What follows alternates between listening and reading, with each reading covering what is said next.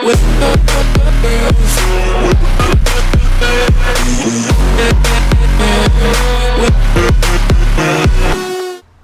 guys, welcome back to another video. So today we're going to be working on the 2014 ATS, doing some headlight upgrades.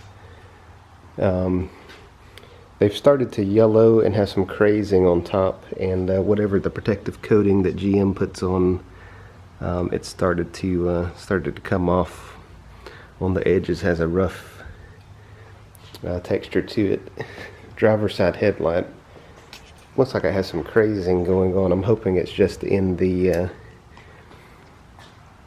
trying to get it on camera. I hope it's just on the top coat. It does have a rough feel to part of it, but so we're going to remove the headlights, wet sand them, clear coat them, install the bi-xenon HIDs, and then put it all back together. Doing the clear coats on the headlights the only way that I know to fix the issue. They sell the polishing kits and things like that, and every time I've used them it's just been temporary. It'll make them look great for a couple weeks or so, and then eventually they'll start hazing up and yellowing. So putting a clear coat, give it some UV protection, and should make it last a long time. Okay, so at the same time, when I put it back together, I'm going to install this this set of canvas bi-xenon HIDs. Give us a little bit better lighting. Alright, so first thing we're going to do is jack up the car, put it on jack stands, and then remove the top piece of plastic. Alright, so up top there's about 7 of these little plastic pushing clips. We'll remove those to get this top panel off. Alright, so remove the top panel that used to be there. And these were the clips that hold them, 7 of those. Alright, now that we have the trim piece off, we can look here and see that the bumper is going to have to be removed to be able to get the headlight assembly out. So there's 8 bolts across the top, hold the bumper in, and then in the wheel well we'll have to remove these torque screws to access the bolts on the side of the bumper. And then also underneath the car, we'll have to remove all of these screws holding the plastic under paneling on. Alright, so we have removed about the 14 or 15 screws along the bottom, underside here, and then you have to remove the one screw, outboardmost screw. The other ones can stay in. Releases the bumper, and then remove the 3 screws from the fender liner. You can pull it back. You have one electrical connection and then a screw there on top. Once that screws out, you can give the bumper a pull and it'll release on the side. Alright, do the same for the other side. Remove the 4 screws between the fender liner, one under, then give the side a pull. Release all those tabs. We'll come back up top. There's 2 more tabs. They have little keepers that need to be pulled up.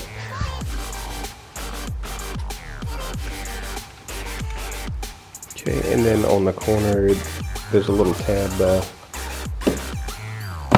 on the headlight assembly that has to be pulled up.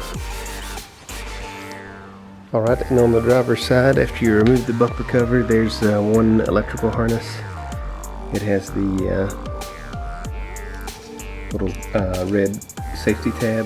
Has to be pulled back, then pressed down to release.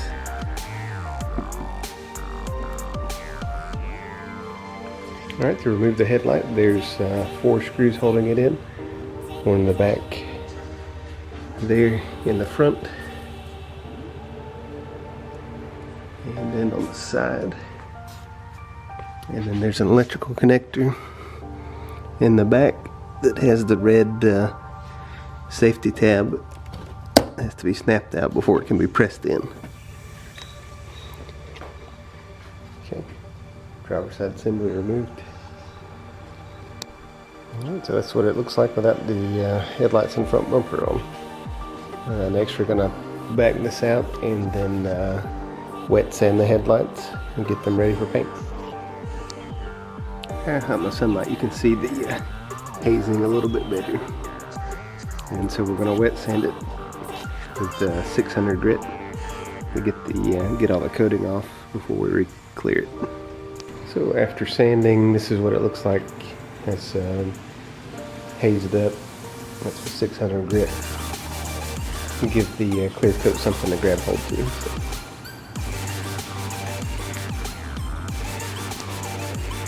Alright, so for this we've got the starting line HVLP gun with a water separator, and then also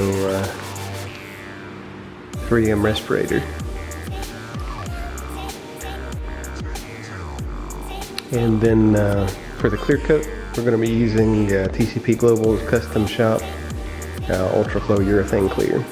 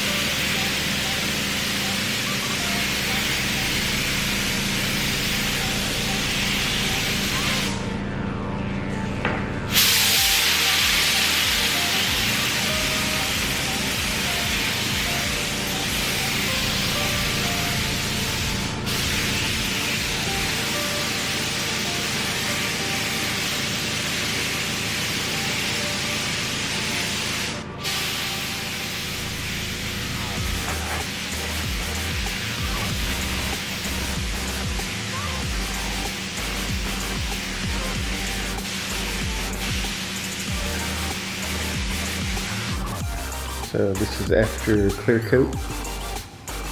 Turned out pretty good. Some of the crazing still showing through, but nothing we can do about that now.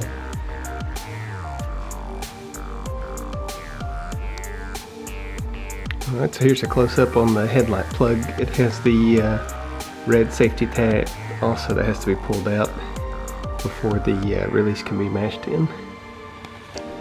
Alright, so installing the HIDs, went ahead and drilled a hole in the back of the cover and used the grommet to push through to seal it off. So we're going to mount the headlights back on the car. Alright, so we got the headlights back installed. Went ahead and plugged up the ballast. I haven't mounted them yet. I'm going to do a test on the headlights, make sure the polarity and wiring is hooked up correctly.